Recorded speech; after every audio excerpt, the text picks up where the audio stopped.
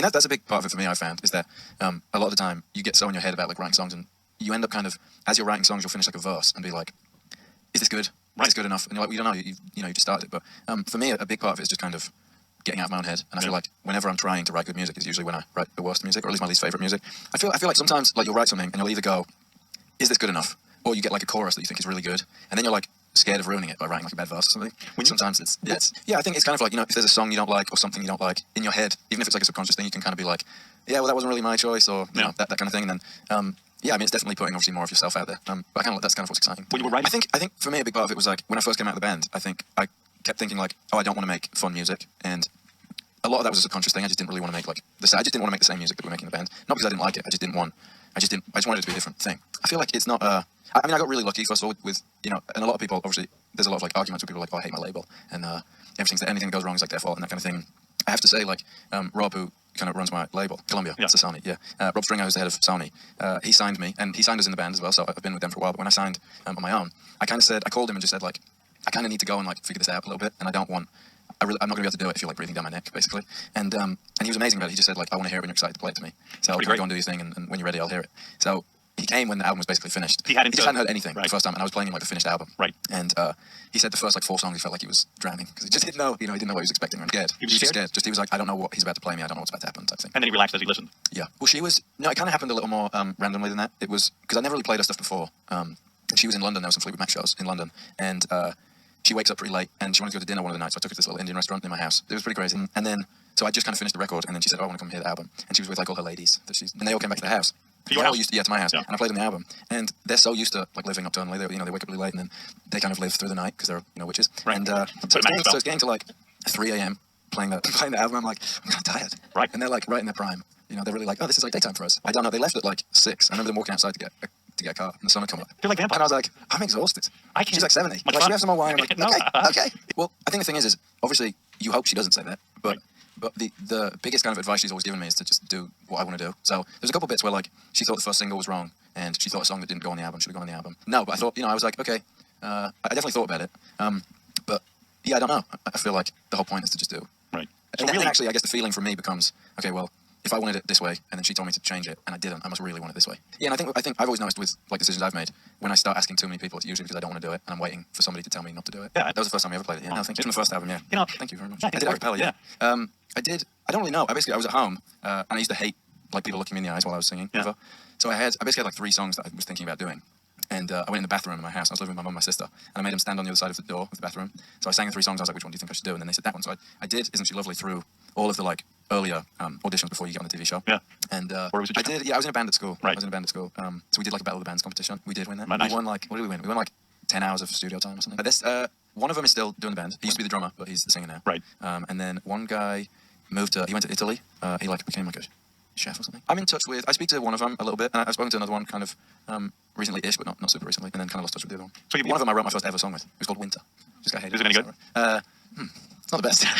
Right. Yeah, I mean, I think a big part of it is what you want to get from it, as well as kind of what artist you want to be. I think if you're looking for like fulfillment in music, and you want to like take songs and be like a massive pop star, and just have people write songs for you and sing them, then you'd think the goal is so that it's more successful. So then I just think you're measuring yourself on like the being successful part of music, which is fine and it's amazing. It works for a lot of people. I don't know, but then that's the only thing you're ever measuring it by. I feel like, I mean, to be fair, they did know better than us, because like when we started, I was 16. Right. I'd written maybe 2 songs before.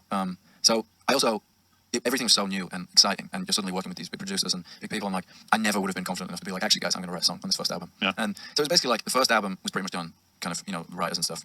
The first one direct album, they bring in a team. Pretty much like, okay, we're going to do this song, and these guys have written this song, what do you think, and that kind of thing. Because we didn't know what we were doing either. Like, I didn't know what really was going on. It was kind of like, just on the show, it was all, I wasn't like a solo artist, so it wasn't for me like, I really want to see if the solo artist thing will work out before I take it. Like, it was all new, and I had no idea. I didn't go on the show thinking I was going to win. My mum actually entered me in to go. So at the time, X Factor was a really big show in the UK, and we used to watch it as a family, and we were watching it one time, and somebody finished a performance, and I just said like, oh, it looked like so much fun. And then I went upstairs, and then a couple months later, my mum was like, oh, you have an audition on Sunday. I was okay. I was excited. I was a little scared, but it was the first round of audition was Old Trafford, which is where Man United play, and I was a massive Man United fan, so I was like, all right. It's kind of, it's kind of like one of those just out of body things, because it's so far out of my comfort zone. Like all I did was school, and I worked in a bakery after school, and that was like my whole. Well, I finished high school, so yeah, because you guys have elementary, middle, and high school, so we only have 2. And you finish at 16, and then you do the extra 2 years. So I just finished after my GCSE. Yeah. And that was like, it's kind of the first 2.5 years of being in the band was just I don't have to go to school anymore. Were you a popular kid in school? I was okay. I wasn't like the most popular kid ever, but I don't. But you have girls going nuts. Yeah, I mean, you get it. Yeah, like my face. You know, I'd love to say that I was that guy at high school, but I feel like you'll have a couple people from my high school calling in. Sorry. No, not really. It's kind of one of those where, like, I had dinner recently with this girl that I went to school with and a couple friends, and one of them was my manager was there, and they met, and he was like, was he the same in school? And she was like, yes and no. Right. You know, it's similar in a lot of ways, and not very similar at all in some. I don't think so. No. I had a little more timber on me back then as well. I was working in a bakery with a.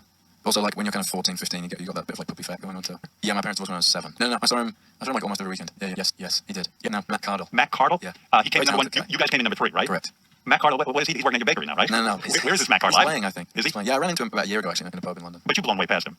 I mean, he's not doing stunt. No, he's not. He's amazing. He was, like, the guy when we were on the show. Like, when we were on the show on X Factor, everybody was like, that guy's so good. He's just so good. Like, his voice was amazing. He's just, like, a very talented musician. Yeah, I mean, it's one of those things where, like, it definitely makes, like, I think about it all the time, and it kind of, I guess, it reminds me how lucky I am to be doing it, because I know there's, you know, hundreds of thousands, if not millions, of musicians who are so far superior to me as a musician, and not everyone gets to do it. It's like one of those things where I do think a lot of this stuff is about luck, and I do believe like some people make their own luck, but I also think so much of it is just about luck and timing. Because when I look at it, there's no reason for it to have been me who got to do this, right? Yeah, talking to him is so fulfilling for so many reasons. I mean, obviously he's one of the great songwriters of all time, and it's just like been through. You'd imagine pretty much everything in terms of what that all kind of entails, and also he's kind of what I was saying earlier. Like if you're somebody who's just taking the big songs to try and have a hit, at some point you don't have a hit, and then how do you feel when you don't kind of hit there? And he's someone who clearly just loves music and has never lost kind of gaining something from making albums and writing songs and stuff. And I went to watch him at the O2 last December, and like he plays for 3 hours, and you're like, he doesn't have to play for 3 hours. He clearly just loves it. And ultimately, when you look at kind of all like the rockers and all those older guys, you're like, who ultimately do you want to be at the end of the day? You don't want to be the guy who died. You don't want to be the guy who's like whacked out on drugs. You want to be the guy who's 70 and playing for 3 hours because he can, because he wants to, and everyone's loving it, and he's having fun. Yeah. So yeah, I find it super inspiring, that show. Actually, he's incredible. No, right.